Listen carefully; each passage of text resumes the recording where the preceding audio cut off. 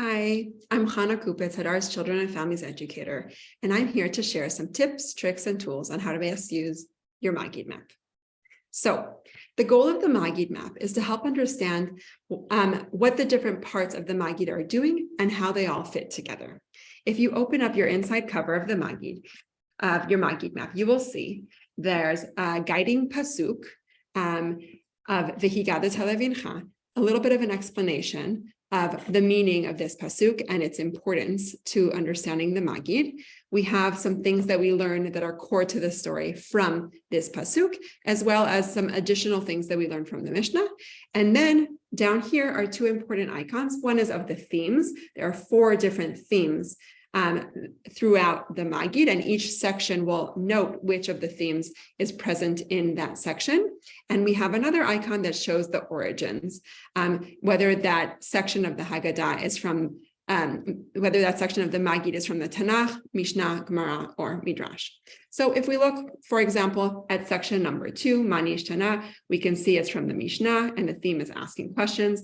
We have some quick facts to help better understand what this piece is, how, and what's the background for it, as well as some discussion questions that can help to deepen and enrich our engagement with it. Section 12 in particular, I want to note because it is a very long section. It spans 3 full columns. We note here that it is long, and what it does is it carefully explains word for word. And in the Maggid Map, we provide some additional explanation and some extra questions to help really understand what is happening and gain some insights from this part of the Maggid. Okay.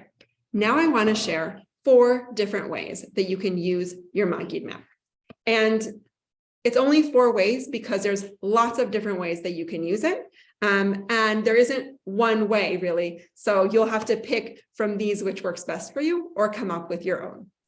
So first suggestion is use the quick facts as a way to introduce and shed light on less well-known sections. You might not do it for all of them, but maybe you choose the ones that you or your family members or your Seder participants know the least about and use it to highlight those.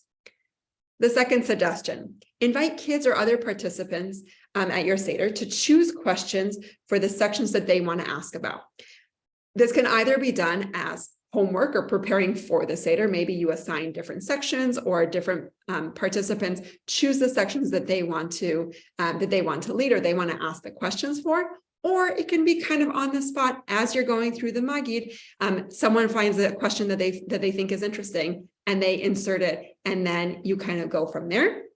The third suggestion is choose one of the 4 themes to follow along through the Maggid. So perhaps you chose the theme of seeing yourself in the story, so you'll only focus on those parts of the Maggid and kind of go in a little bit deeper, follow those questions to create a little bit of an arc and a deeper dive into that theme.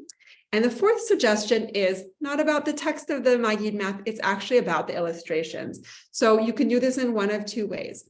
One way is to look at the different pictures throughout the Maggid Map and ask what is happening and how does this help explain what is going on in this part of the story? How does this picture help me to better understand this section of the Maggid?